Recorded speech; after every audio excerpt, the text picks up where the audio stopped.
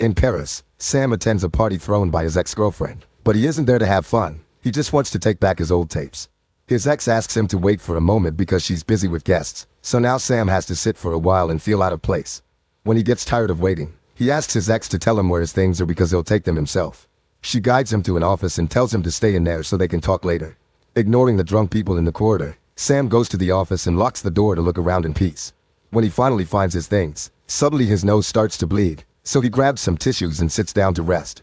Eventually he falls asleep, so when moments later there is lots of shouting and chaos outside, he doesn't hear a thing. The next morning, Sam wakes up and grabs his things to leave, but as soon as he opens the door, he's horrified to discover the entire place is a huge mess and there's blood everywhere. After grabbing a random object to defend himself, Sam checks outside the apartment only to discover all the party people including his ex have turned into zombies. As they try to attack him, Sam quickly closes the door. Then he looks outside through the window and discovers the same situation everywhere. Most people have turned into zombies and those that haven't are being chased and killed. The streets of Paris are a mess as well, and when a family tries to escape in their car, the horn noise attracts the zombies, who immediately surround and kill them. Next, Sam checks the jackets and bags the guests left behind and finds their cell phones, so he ends up listening to all their calls for help or even the last words they said to their loved ones. When he doesn't hear any more noises in the corridor, he leaves the apartment and goes to the roof, but he doesn't see a single living person or any kind of help coming. Afterward, Sam decides to do whatever it takes to survive and starts by cleaning the rooms to get rid of all the infected blood. Suddenly he hears a strange noise from the apartment below right before a shot creates a hole on the floor. Sam looks through it and discovers that the neighbor downstairs self-deleted. Curious, he takes a metal bar from the wall and begins hitting the hole until it's big enough for him to go through. After covering the old man with a blanket, he checks on the other body and realizes the first sound he had been the guy shooting his wife because she was infected, and then he couldn't live with it. Then Sam raids the kitchen for food, grabs the man's weapon, and takes all the bullets he can find. After making sure the corridor is clear of zombies, he comes out and goes downstairs, closing every door he sees on the way. When he makes it to the front entrance, he finds the zombies outside, so he rushes to close the door right before they can reach for him. Now that the building has been secured, Sam goes to the caretaker's room and grabs the keys to all the apartments while ignoring the zombie reaching through the window. He also finds a can of tuna that he quickly eats. Then he takes all the supplies and useful objects he finds there before organizing the keys by apartment number so he can use them to check each room. The first apartment he enters has a zombified family in it and Sam is attacked, but after some struggle, he manages to push the zombie off. Then he runs outside and closes the door to draw an X on it to avoid re-entering it in the future. Then Sam continues to check all the other apartments, which thankfully are empty. He gathers all the food he can find, but sometimes he also takes other things like a paintball gun. Since Sam is a musician, he's happy to find an MP3 player, some old cassettes, and even a set of drums. Once he's done with all the apartments and has a mask to protect his face, Sam is closing up only to be startled by the elevator suddenly moving, which reveals a zombie inside.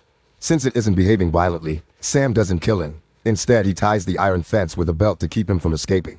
Later in the evening, Sam has food while listening to his old tapes, which brings lots of good memories. The next day, Sam watches the zombies outside for a while before organizing all the food he's gathered, rationing it properly and keeping a record in a notebook. He also uses the dirt on a window to draw a grid and start counting the days. Afterward, he goes back to looking around the apartment and eventually ends up playing the drums to release some tension. However, he must be careful because all the noise attracts the zombies to the window.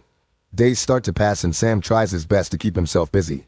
He marks the days on the window, cooks his own meals, and sometimes at night he goes to the roof to watch the empty city. Using the paintball gun, he starts a game of shooting the zombies on the street and crossing them out on his ex's pictures. He also records sounds he makes with random objects and creates music with them. One day, Sam realizes there's a strong stench and looks into the apartment below to realize the bodies are rotting. He picks them up and takes them to the balcony, but he can't bring himself to throw them away like trash. Instead, he puts them inside sleeping bags and leaves them on their bed together with some of their important belongings. After offering a moment of silence, Sam leaves the room and seals the door with tape so the stench won't escape. Afterward, Sam takes a shower, only for the water to simply stop running. Later, while he's in bed, he hears a weird sound and discovers a horde of zombies storming into his room to eat him. Sam yells in pain, only to wake up and realize it was just a nightmare. The next day, Sam adds exercise to his routine. He starts running around the building while listening to music.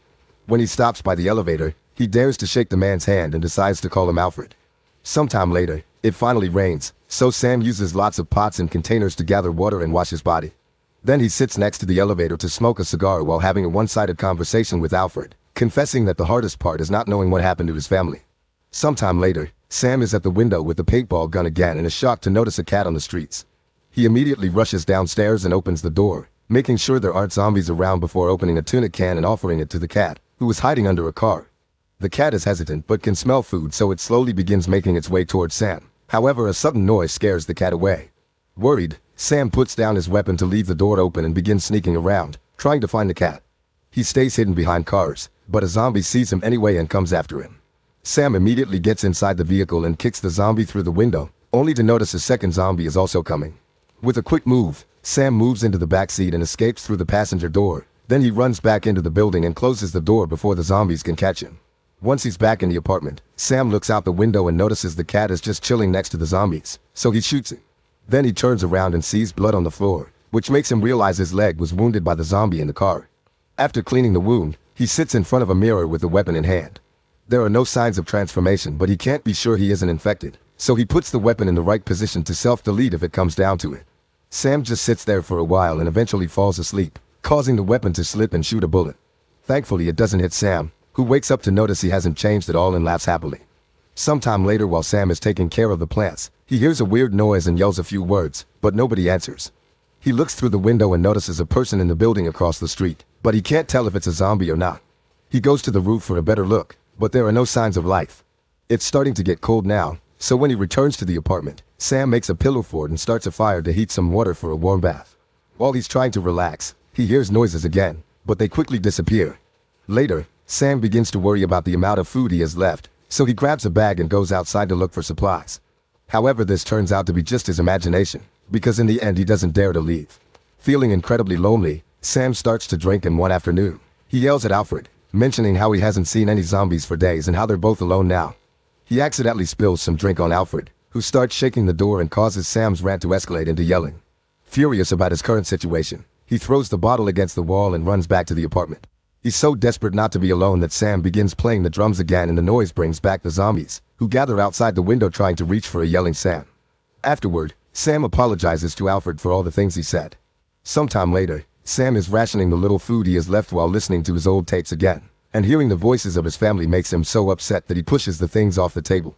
In the evening, Sam is waken up by a noise, and this time he doesn't hesitate to shoot at that door. However, when he looks through the resulting hole, he's devastated to discover he shot a regular woman, not a zombie. Sam picks her up and takes her to the bed, where he immediately tends her wounds and removes the bullet while begging her to stay with him. When he leaves the room, he discovers the woman's bag is there too, which has some rope and a hook. The next morning, Sam is grieving when he suddenly hears a noise and discovers the woman has survived.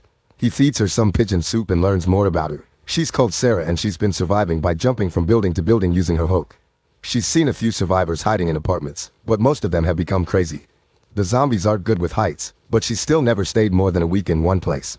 Sam tells her it's safe in this building, but Sarah is still wary, explaining the shot from last night got the zombies' attention and eventually they'll tear off the door because they have nothing better to do. Sometime later, Sam is doing his daily walk through the building and Sarah comes with him. She gets scared when they walk in front of Alfred, but Sam promises he'd never eat either of them. Afterward, Sam begins making music again and is delighted to see Sarah helping him with it. In the evening, Sam smokes while chatting with Alfred and wonders if he'll be able to make it now that he has proper company. Eventually, there's almost no food left for both of them, so Sam has to take drastic measures. He returns to the door with the axe, cuts a hole in it, and then shoots every zombie inside. Now he can safely go inside and take all the food he can find. Afterward, he returns to his apartment and notices Sarah isn't there. He looks around and finds her on the roof. Apparently, she's looking for a way to leave soon. She wants to practice jumping toward the building across the street, but Sam protests because it's too dangerous. Sarah disagrees, explaining that if they stay, they'll either go mad and self-delete, or the zombies will eventually manage to break down the door. Furious, Sarah storms back into the apartment. Sam follows her, but when she doesn't answer, his mind starts catching up to what really happened. Sarah never woke up while Sam tended her wounds, and her presence has been an hallucination. When Sam enters the room now, he finds her dead body on the bed and grabs her hand as he cries. Then he covers her with a sheet and candles to offer a proper goodbye. He also checks her bag again and finds a digital camera, so he looks through the pictures. At first, all the photos are of Sarah and her family, but then he finds a picture of himself on the roof, confirming that Sarah had been the presence in the other building. Accepting the fact he's going crazy, Sam decides it's time to go. He starts by lighting all his old tapes on fire, then he grabs Sarah's bag and goes to the roof to escape. However, he remembers Alfred and decides to free him. Alfred doesn't attack. Instead, he follows him around, and Sam sends him into an apartment. At that moment, the burning tapes activate the fire alarm and the zombies finally break down the front door, desperately coming after Sam. He shoots as many zombies as he can, but eventually they make him fall, so he pushes them away and decides to run instead of fighting. Now the elevator is free. Sam runs inside and closes the gate, ignoring all the hands reaching to try to grab him. Then Sam starts climbing up the elevator shaft and runs toward an empty apartment, but a zombie follows him there. Sam grabs the curtains and covers the zombie with them, managing to keep him distracted. However, when he tries to escape, he accidentally bumps against some objects on the floor and alerts the zombie of his location. Sam immediately reacts by hitting the zombie a couple of times and putting a couch on top of him to trap him. Afterward, Sam climbs on that couch and goes through the hole to return to his apartment, which is full of smoke. There are lots of zombies around too, but the smoke allows Sam to slowly walk around undetected. Eventually he makes it to the roof and uses Sarah's hook to throw the rope toward the other building. There's a zombie coming after him, so Sam jumps without much thought and hits his body against the wall. After a few seconds, Sam wakes up and is relieved to have escaped. There's a zombie at the window, so instead he climbs all the way to the roof and stares at the city skyline. Suddenly he hears some noises far away and hopes they were made by survivors. Make sure to subscribe and turn on notifications so you can watch more videos like this. Thanks for watching.